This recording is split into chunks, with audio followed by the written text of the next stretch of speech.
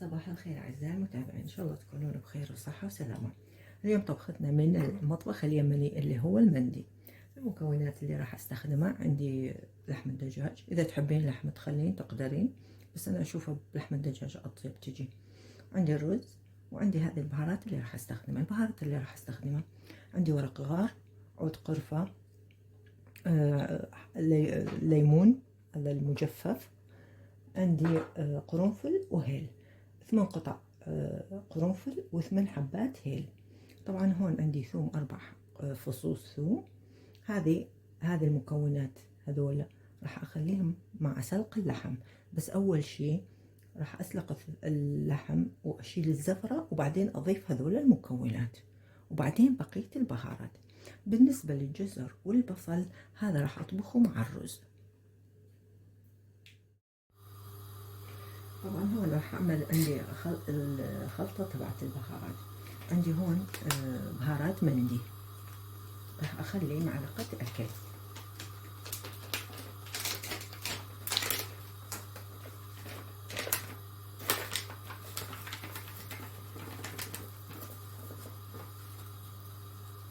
هاي معلقة اكل بهار مندي.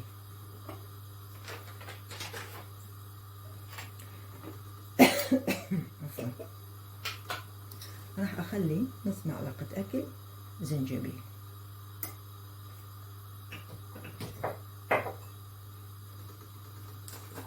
عندي ومعلقة اكل، لا عفوا، معلقة شاي كركم.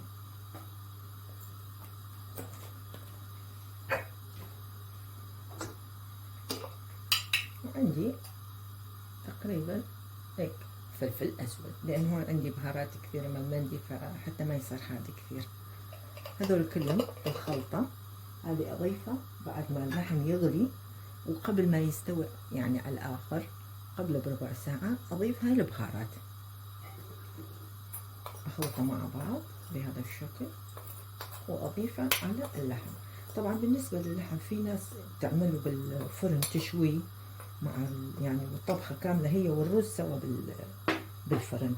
انا راح اعمله بطريقة سهلة حتى ما ياخذ معك وقت كثير. اطبخ الرز مع طبعا مع الجزر والبصل، والدجاج انا سلقته ايضا، راح يكون مسلوق وجاهز بدون ما استخدم الفرن. فهذه انت حرية، يعني تحبين تستخدمينها بهاي الطريقة او بهاي الطريقة.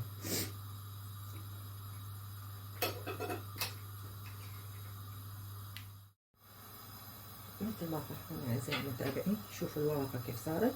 الان راح اشيلها قبل ما يغلي. انا اتخلص من هاي وظيفة البيضاء من الدجاج، اتخلص منها.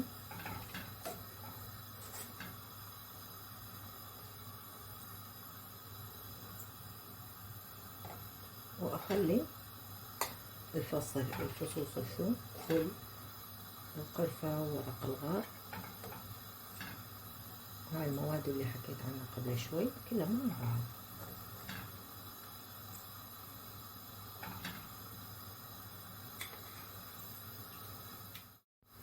هاي طبعا بعد ما خلصت من كل الوظائف راح اخلي هذه المكونات حتى تغلي مع بعض مع اللحم.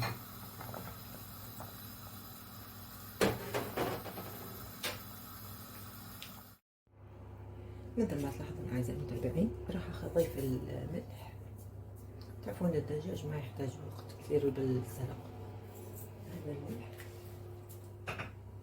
وراح اضيف البهارات اللي قبل شوي عفوا قبل شوي خلطتها، واخليها تغلي مع اللحم لمدة تقريبا من 5 إلى 10 دقائق ما أكثر. ريحة البهارات بتجنن.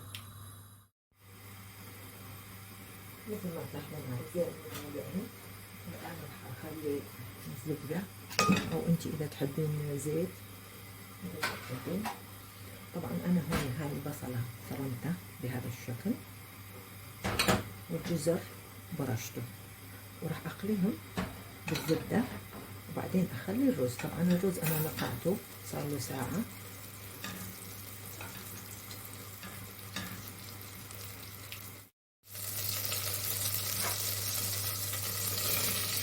نتمرقة. هاي راح نقليهم سوا مع بعض. أول مرة البصل أقليه شوية وبعدين أخلي الجزر.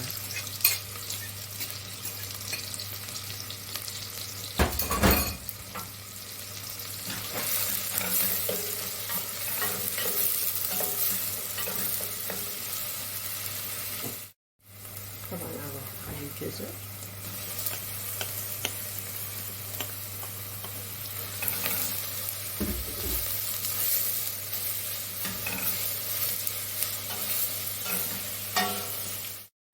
طبعا الآن راح أخلي الرز.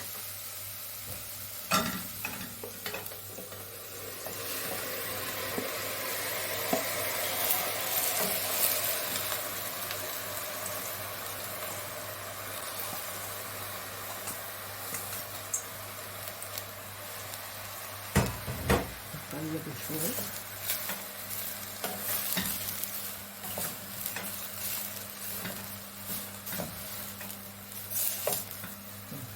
البصل والجزر تخلط مع الرز. راح أخلي المرقة، مرقة اللحم.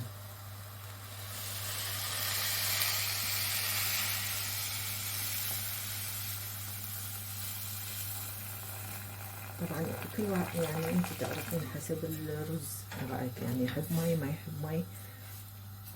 انا لان ناقته قبل بساعة فما راح اخلي له مي كثير، واتركه الى ان يغلي ويتهدى الرز على راحته.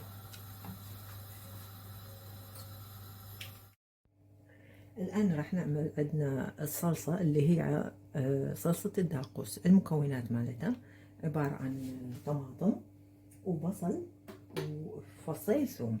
طبعا الطماطم هون قشرتها أنا، استخدمت 3 طماطمات لأن صغار، فإذا عندك كبار يكفي 2. طبعا هو حسب أفراد الأسرة، إذا كان عدد أفراد الأسرة كثار زودين الكمية. هاي قشرتها راح أخليها هون. عندك إما بمحضرة الطعام أو تبعت العصير. عندك هاي بصلة وسط، عندنا فصين ثوم. هذا المي.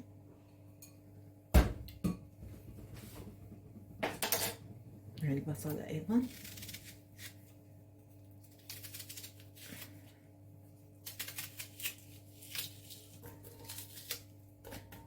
طبعا راح نخلي دبس فليفلة، وإذا ما عندك ممكن تستخدمي فليفلة عادية الحمراء، وإذا ما عندك فيك تستخدمي الفلفل الأسود. ما راح أخلي كثير لأن حتى ما تصير حادة كثير، وإذا أنت تحبين عادي فيك تحطي قد ما بدك يعني. طبعا راح نضيف أيضا الليمون، عصير ليمونة هون عندي. هاي عصير ليمونة. وعندي أضيف أيضا زيت زيتون. هاي زيت زيتون، ما تضيفين كثير، شوي، وتخفقيهم بمحضرة الطعام.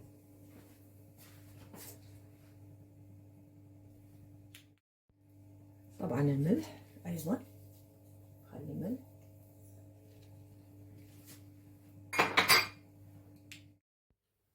مثل ما تلاحظون أعزائي المتابعين، هاي طبختنا صارت جاهزة. المندي شوفوا ما شاء الله كيف الرز الرز شوفوا كيف هيك.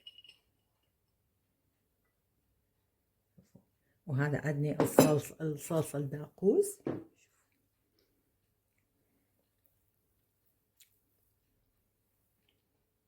طبعا اللحم ما يحتاج احكي لكم، مستوي على الاخر. شوفوا ما شاء الله.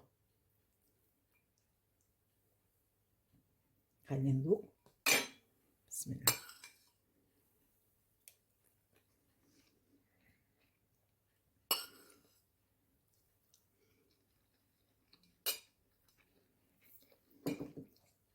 طبعا ما احكي لكم الطعم بيجنن. طبعا الى جانب السلطه ما ننسى. اذا حبيتوا اكلاتي ووصفاتي يا ريت تدعموا قناه يد الخير، وتفعلوا الجرس مشان يوصلكم كل شيء جديد، وإن شاء الله دائما أشوفكم بخير وصحة وسلامة. سلام.